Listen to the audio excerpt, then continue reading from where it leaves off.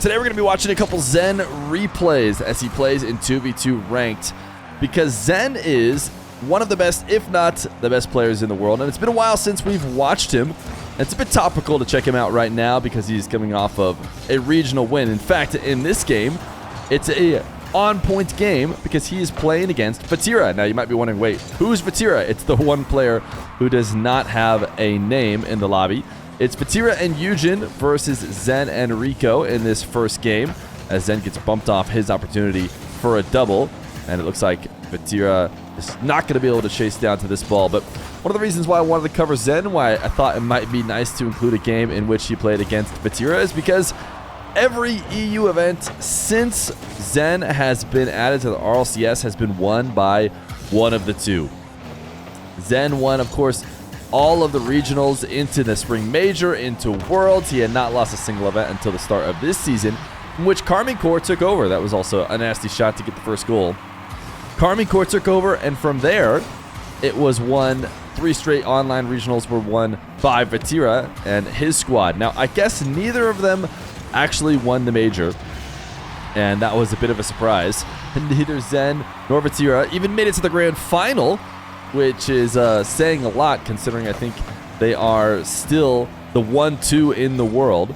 No matter how you cut it, I think it's a tough time not picking one of these guys, as Zen's first save will only get followed up for an additional goal. But Zen is back. Zen is back. Hopefully you have caught the RLCS regional before this video. You probably have to just be wary of any spoilers in case you're ever wanting to watch the regionals back. I do like to make videos about what's happened very quickly after, and the reality is Zen is back to winning. He won the first qualifier for Major 2, and we're going to take a look at his gameplay, at his speed, at what is truly a special player, and always has been, and it's just been a bit since we checked him out. So we actually went back and found a couple replays in which he got some of the highest scores that he had compared to any other games in 2024. I know we've done this a couple different times, and it usually results in finding a game that is very special, and there's a nice in and out save. Somehow I had the perfect read on Eugen's backboard double, and of course, because it was such a epic save, it is immediately rewarded with a goal. I don't think the other team was expecting them to be able to counterattack so quickly off that.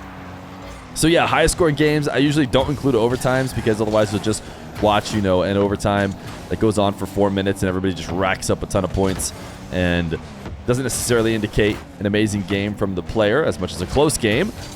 So instead, we go non-overtime games, and that's what we got here in today's video. So Zen right now up 4-1, and we're not even halfway through the game as Feer is going to get pre-jumped by Rico. Actually made it over the top of Rico and actually got the ball to Eugen. What a great play. The finish is just barely off. Credit to Feer for doing the work to get it so close. But now Zen's going to chip over the top of Feer. Only Eugen to beat. Feer actually got his way back into the play. It's a really smart, great recovery from Feer, who knows you can't really leave a defender in 2v2 all alone, or in a 1v1 with Zen. You have to try and rejoin the play and challenge from on the opposite side of the ball. Zen's going to let this ball fall just about 30% of the way in before making the save. And now saving a bit of boost, waiting for his opportunity to challenge. He seems to want Rico to go first here. He again waits on the goal line, and Feer pre-jumped the clear. He saw the booming save headed across the whole field. That's actually a great touch by Rico, but the follow-up is going to end up going in. I think he was able to not allow Feer to take the immediate shot he wanted. Maybe enabled Zen to make a save, but ultimately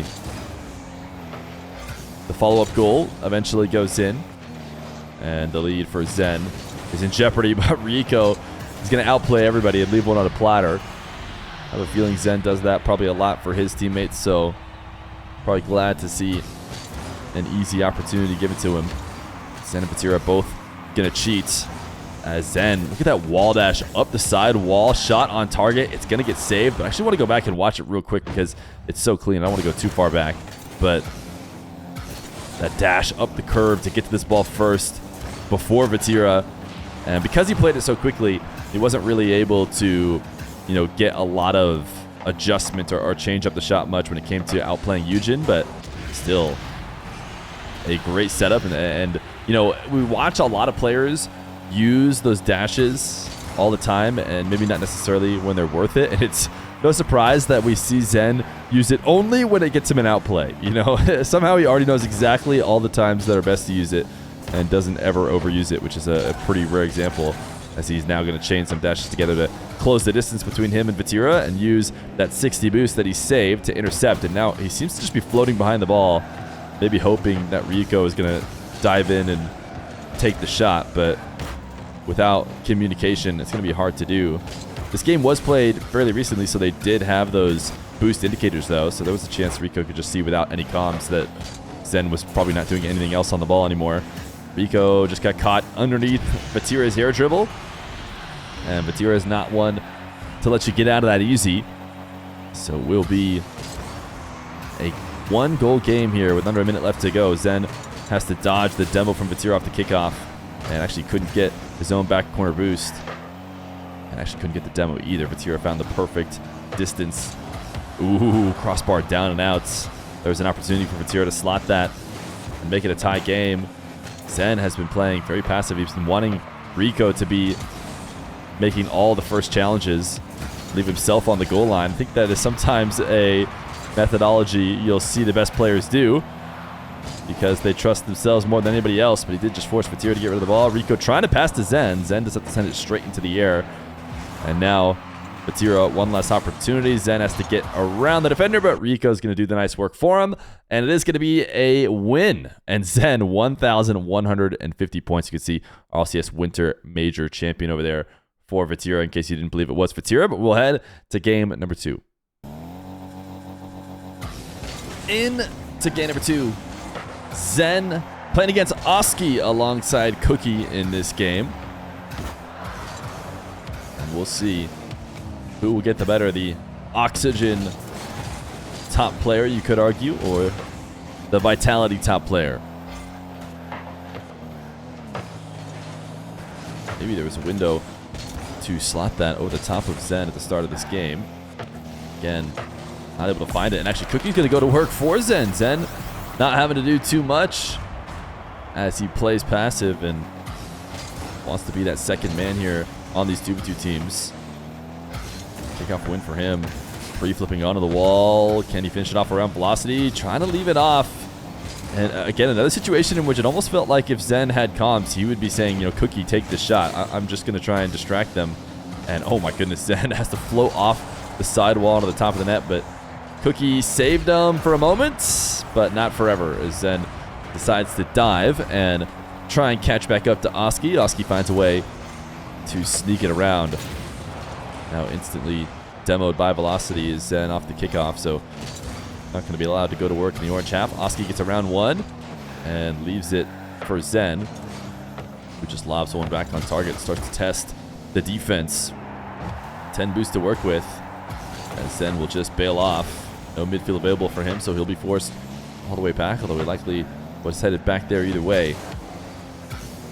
Zen now to the skies with just Velocity to beat. This is where we saw Vatira challenge from behind earlier, and this is the reason why. This is the reason why you have to challenge. You have to give some help to that defender in nets.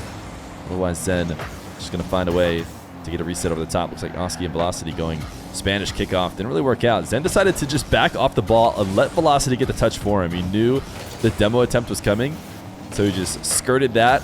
And in the meantime, got the same touch he wanted anyways, courtesy of the opponent. And now Cookie is going to break up the play, and Zen sees his opportunity to dive back in and put his squad up 2.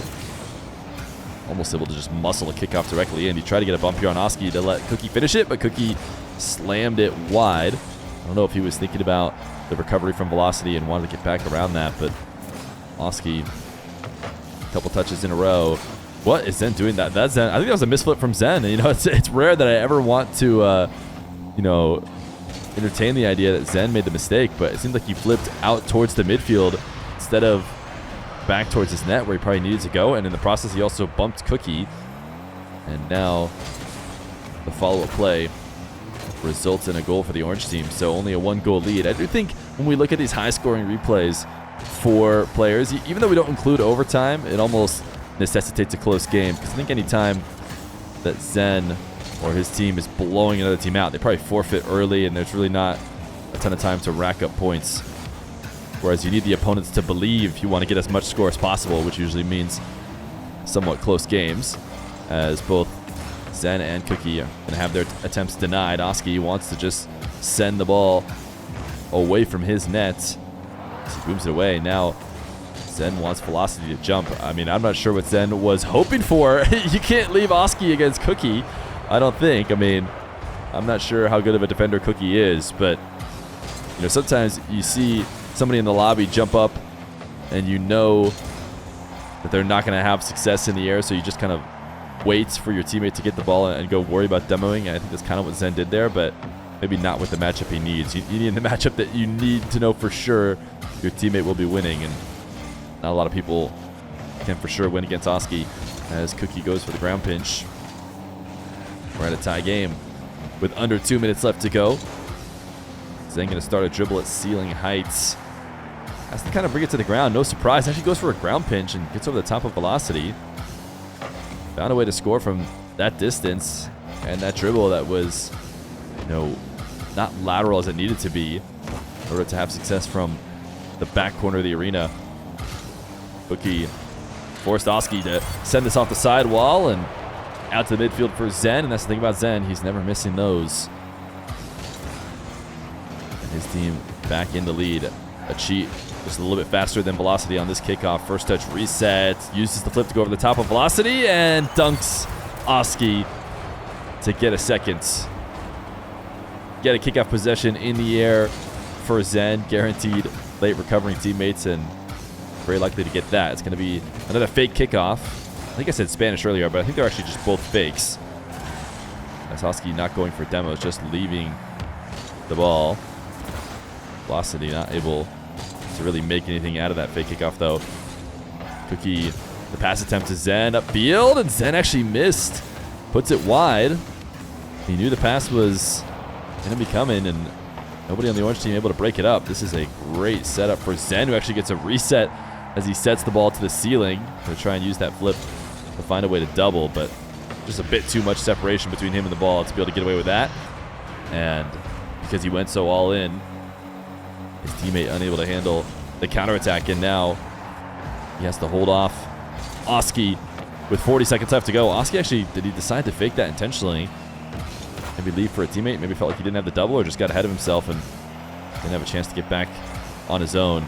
Cookie missed. Now Velocity's going to try and chase Zen down. Zen, oh, he tried to go for the wave dash challenge. Not a bad idea. He single jumped at first to get over the top of Velocity, and then maybe there was a world in which he could wave dash and jump over the top, get some kind of speed. He was always going to be in trouble. Credit to Velocity for protecting the ball well there. And now it's a tie game. Oski protecting the ball again. He got Zen to not touch it, but it cost him his life. Now Velocity, the 1v1 dribble against Zen. Wow, Zen does this a lot, where he seems to be able to use his flip to make up for what felt like a mistake in positioning, and now, of course, he scores on 0 seconds. Of course he does. We don't even need overtime. Zen finishes it off. I guess I should have known that because I did filter for overtimes, but 1,129 score for Zen. Oski actually got 1,000 points himself, so both of them drop into thou in a back-and-forth game. But ultimately, Zen comes out on top, and I think often Zen comes out on top in every tournament he plays, and that's how it went in this last RLCS qualifier.